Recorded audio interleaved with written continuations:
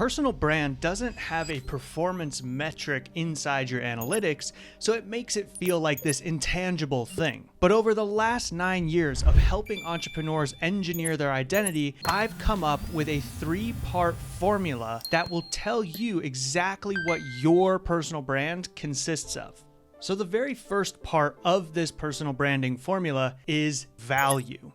As an entrepreneur, using personal brand as an asset to grow your business by attracting the right clients, you're going to lead with the value that you bring to them. And the reason why this is also important is not just for you as an entrepreneur trying to generate business, but for your audience that is looking for a solution to a problem that they have. They need to know they're in the right place to begin with. So they might see someone on social media or online that they like the sounds of, they seem like a cool person, but if that person doesn't display what value they bring to the table, and if they have a solution to what that avatar is looking for, they're going to keep on scrolling and continue just consuming other personalities that they like the look of, but they would have missed that you have a solution to their problem. So as an entrepreneur using personal brand as an asset to grow your business, we lead with value and make sure that very easily when our dream client lands upon us,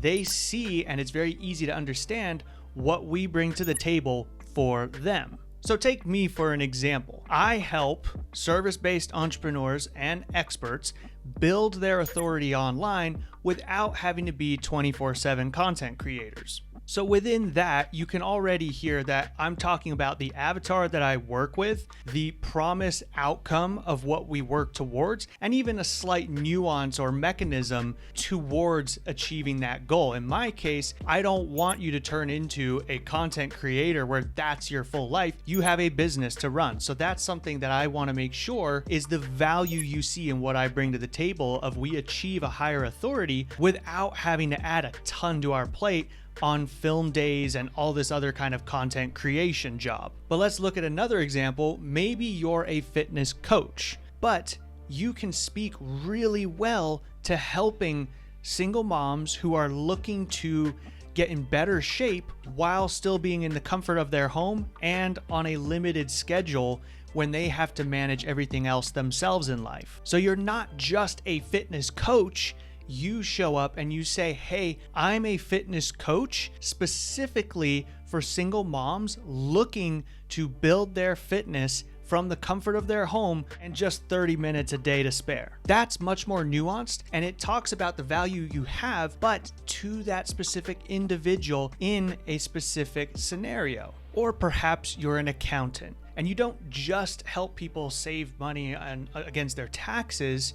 Maybe you specifically help individuals utilize the asset of real estate to grow their wealth and reduce taxes at the same time. The main thing to understand here with the first part of this formula is that you need to make sure the value that you bring to someone is very easy to understand right off the bat, because this is going to let your ideal client know they're in the right place. Now, the mistake is that if you stay here and you don't go a step further and all you talk about is what you do, then you're going to blend in with everyone else, because let's face it, there's tons of competing offers out there, tons of individuals who have skills that could be comparable to yours. So if you just keep talking about the value you bring to the table like the rest of your competitors, you'll just blend in. And why we focus on building a personal brand is to help us stand out, which brings me to the second part of the personal brand formula, your character. This is where you start to separate yourself. By displaying your value first, your audience comes across you and understands, okay, I'm in the right place to solve my problem. But the next thing they're thinking is, do I trust this individual? Do I like this individual? Is this someone that I could see myself working with? And the way that you are going to create and also amplify your vibe in a way that helps attract the audience that looks at you and goes, yes, this is my kind of person, is by defining and understanding what your unique character is. And there's a brilliant framework called the character diamond. It was first revealed to me by Ryan Deiss at the War Room Mastermind years ago, and it is a tool used by screenwriters to design characters that we all know and love. But we can utilize this same exact framework to define what our character is so that we know how to position it online. So the first corner to the character diamond is going to be your primary trait. This is going to be the most obvious thing about you and also what people admire about you. So as an entrepreneur, as a business owner, an expert, it's going to be that expertise that you have, that solution that you bring to the table, because your clients admire you for being able to solve that problem for them and elevate them in their journey. Now, I also want to use the example of Superman and also myself so you can see the two different ways that these both relate on using the exact same character diamond framework. If we think about Superman, his primary trait that people admire, that they first notice, is that he's got his superhuman abilities. He can shoot laser beams from his eyes. He's got superhuman strength. He can fly. All of these things are super, and it's what stands out about him. Now, if we take myself as an example, my primary trait that most of my clients come to me for and first recognize is that I'm a big marketing nerd. Being that I went to college for mechanical engineering, everything is about data, everything is a system, everything has a structure and a sequence. So that's how I step to the table in this marketing and branding arena. Is I'm a big nerd and I want to look at all the little nuances so that we can build the system to do this thing. So when it comes to this primary trait, think about, why do your clients come to you? What is it that stands out? What do they admire about you? Now, the second corner of the character diamond is going to be opposite from the primary, and it's your contrasting trait. Now, as the name suggests, it is going to contrast from your primary trait. Or you can also think of it as like, what would someone be surprised to find out about you as they get to know you more? So if we take the example of Superman, where his primary trait is his super abilities of strength and all of this kind of stuff, his contrary trait is that he's got kryptonite, which strips him of all of what makes him super. And then if we take my contrasting trait, again, my primary is that I'm a big marketing nerd. But my contrasting thing, or what someone might find interesting about me as they get to know me a little bit more, is that I'm a really big adrenaline junkie.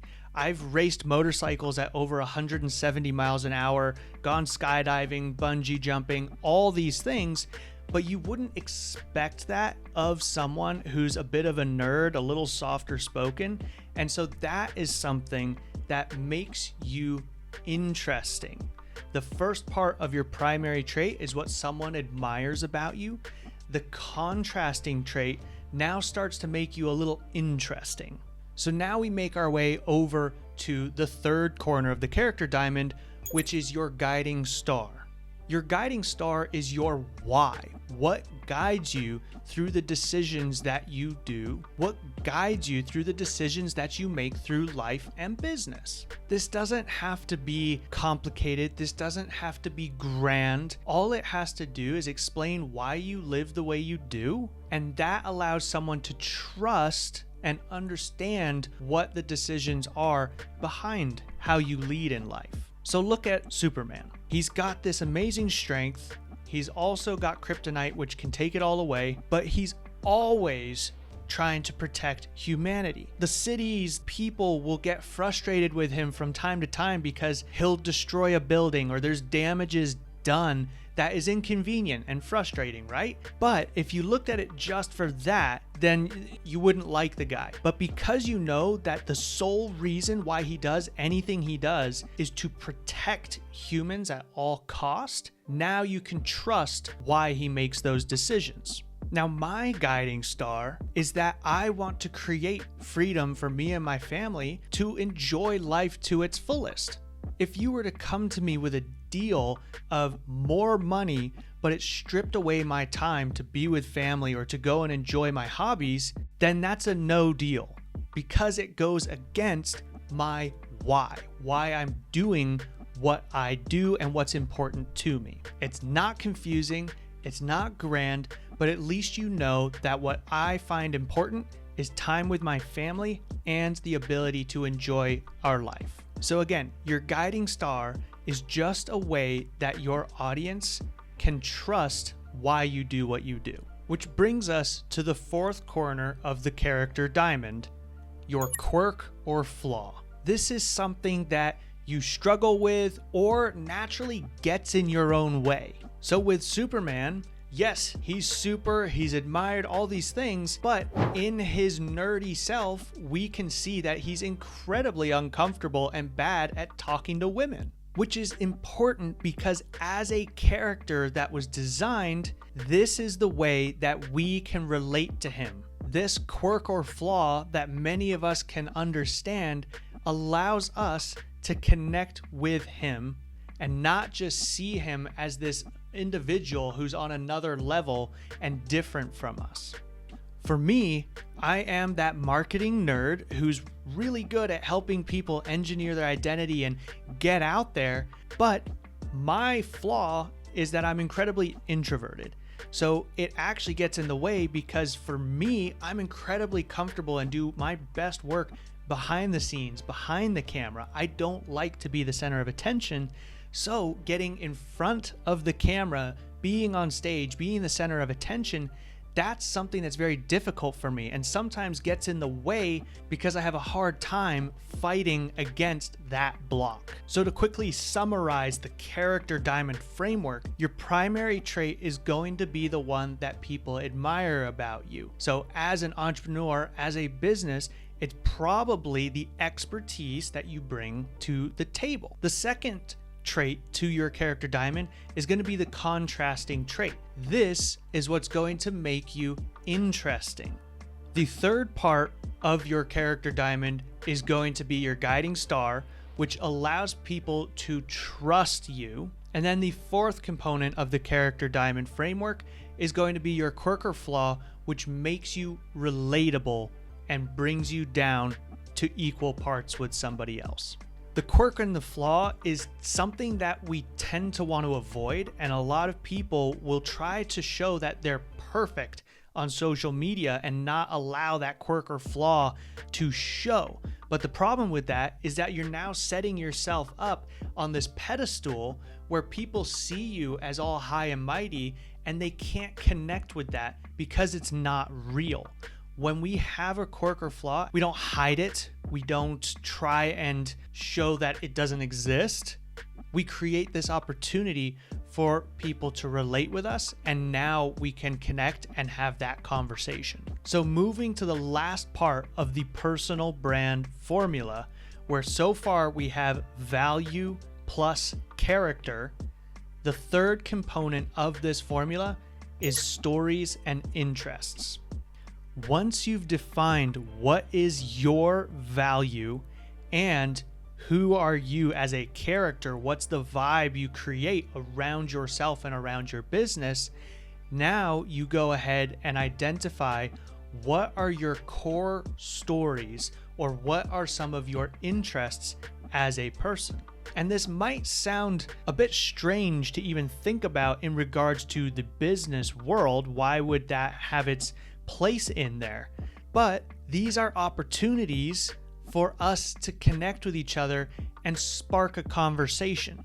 For example, I, as an adrenaline junkie, have ridden a lot of motorcycles, and I'm also a big coffee addict. I love making coffee drinks with my espresso machine and other coffee gadgets.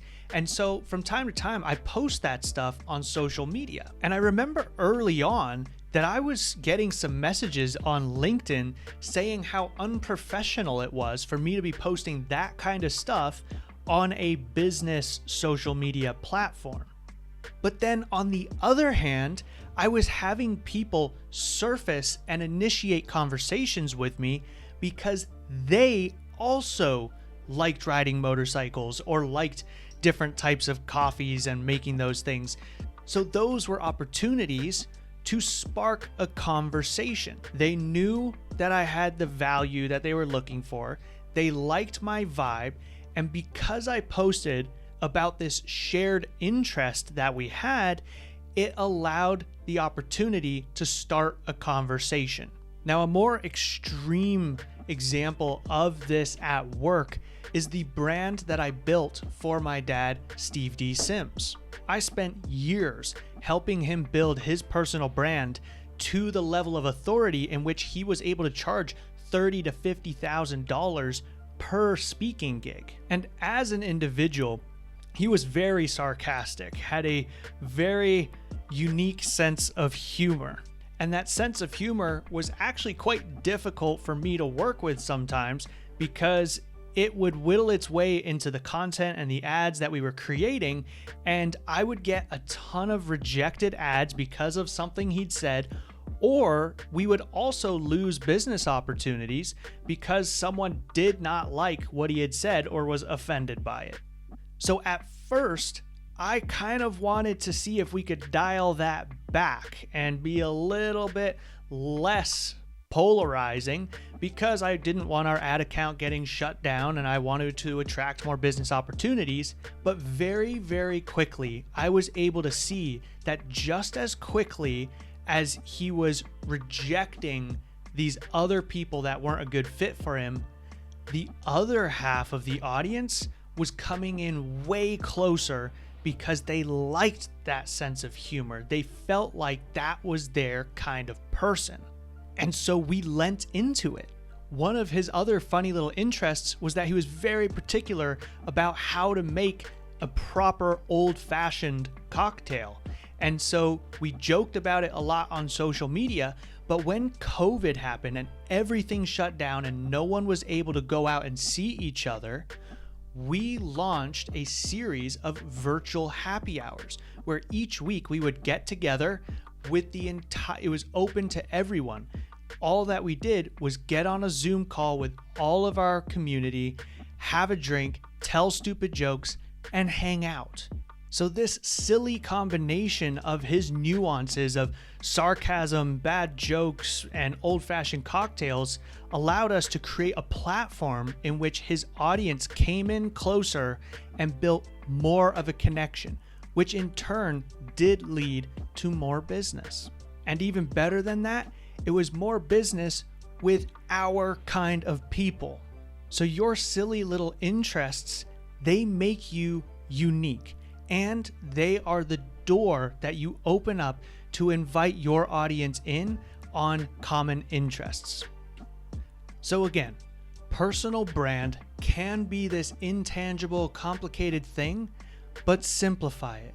Ultimately, personal brand equals value plus character plus stories and interests.